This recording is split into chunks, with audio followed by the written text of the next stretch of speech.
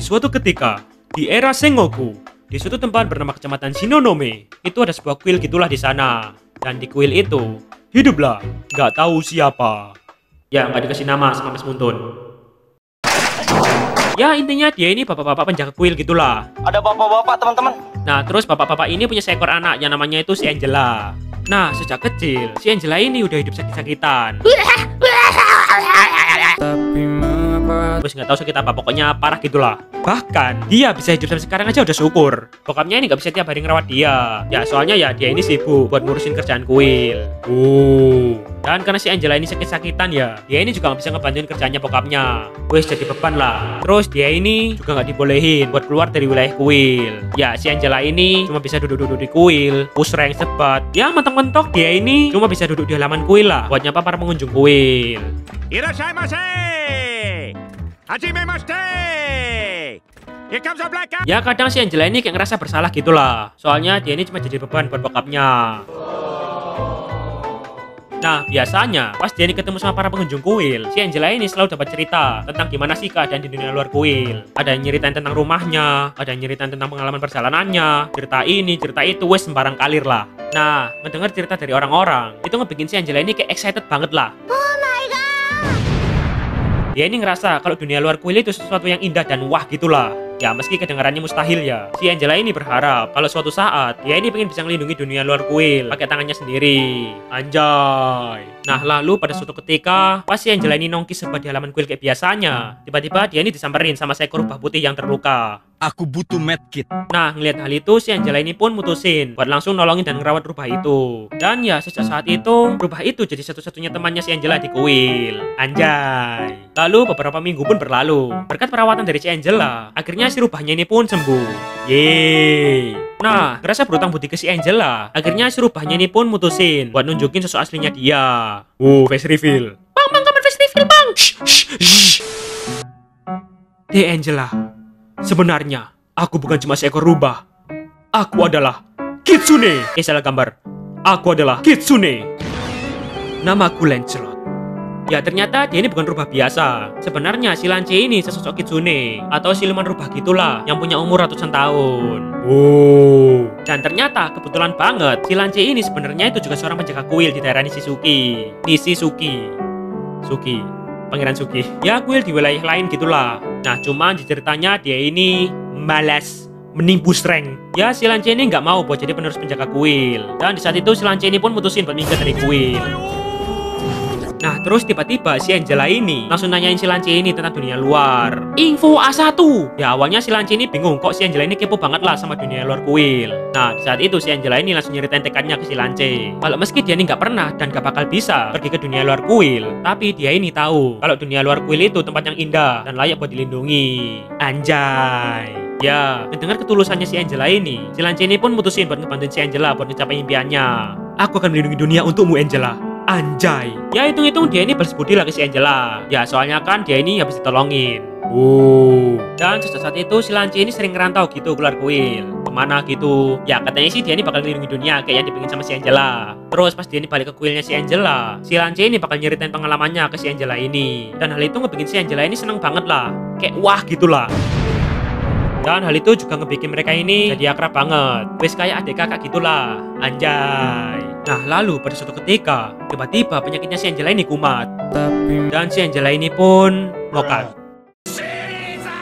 Nah tapi bokapnya ini kayak denial. Kayak nggak terima gitulah. Dia masih muda, dia masih punya kesempatan. Dia harus hidup lagi. Hidutin sih. Akhirnya bokapnya ini pun mutusin buat ngehidutin si Angela ini. Dihidupin lagi gitulah. Bokapnya ini mutusin buat pakai sebuah ritual rahasia. Jadinya bokapnya ini bakal mindahin jiwanya si Angela ini ke dalam boneka kuil. Terus tubuhnya si Angela ini bakal kehubung gitulah sama boneka itu. Terus tubuhnya dia ini jadi boneka dan akhirnya si Angela ini pun hidup lagi. Anjay. Nah cuman efek samping dari ritual itu, bokapnya ini mokat. Ya intinya bokapnya ini kayak berkorban gitulah. Nah, kematian bokapnya ini ngebikin si Angela ini bertekad kalau dia ini bakal nerusin warisan tugas bokapnya buat jadi penjaga kuil Shinonome. Anjay. Ya, nggak juga sih. Kan dia ini kan terlahir kembali ya. Jadi ya, dia ini udah nggak sakit-sakitan lagi. Ya, akhirnya dia ini bisa pergi dari kuil lah buat ngeliat dunia sama si Lance. Wih! Dah lah. Ya tapi si Angela ini keluar dari kuil cuma buat jalan-jalan gitu enggak. Kayak tekannya dia dulu. Si Angela sama si Lance ini bakal melindungi dunia dari segala kejahatan. Anjay. Mereka ini ngerantau, ngebantuin orang di berbagai wilayah. Wis intinya mereka ini bantu-bantu gitulah. Nah terus di sisi lain, si Angela ini juga nemenin si Lance ini buat balik ke kuil Nishizuki. Kuil yang udah lama ditinggalin sama si Lance. Ya si Angela ini kayak ngeyakinin si Lance gitulah kalau dia ini bakal bisa nemuin takdir hidupnya di kuil itu. Ya si Lance ini ngikut aja lah. Oke. Dan bener, pas mereka ini sampai di kuil Nishizuki, si Lance ini dapat sebuah pusaka yang namanya itu The Blade of the Rexius. Anjay. Gak tahu bener atau enggak bacanya. Dan pas dia ini ngedapatin pusaka itu, si Lance ini kayak dapet hidayah gitulah. Dan saat itu si Angela sama si Lance ini pun team up. Dan bersama-sama mereka ini bakal menghapus semua kejahatan yang ada di dunia. Anjay. Tamat.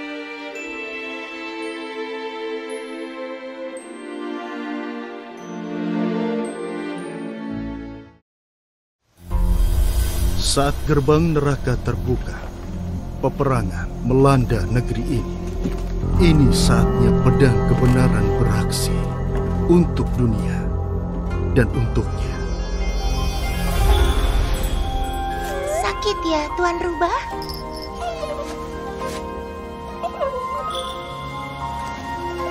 Bunga sakuranya sudah mekar? Makasih. Tuan Rubah, saat aku sembuh, aku mau melindungi dunia ini. Kamu mau ikut?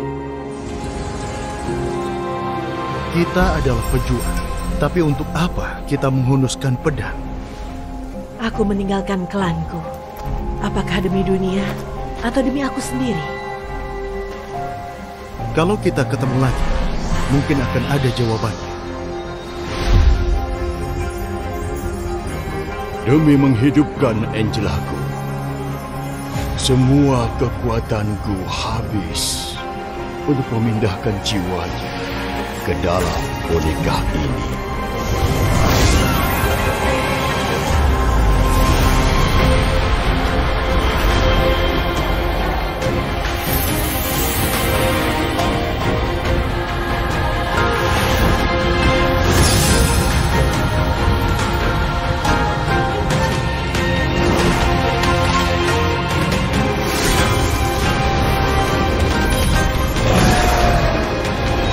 Sekarang, Franco mengumpulkan pasukan neraka dan menuju ke kuil Shinonome.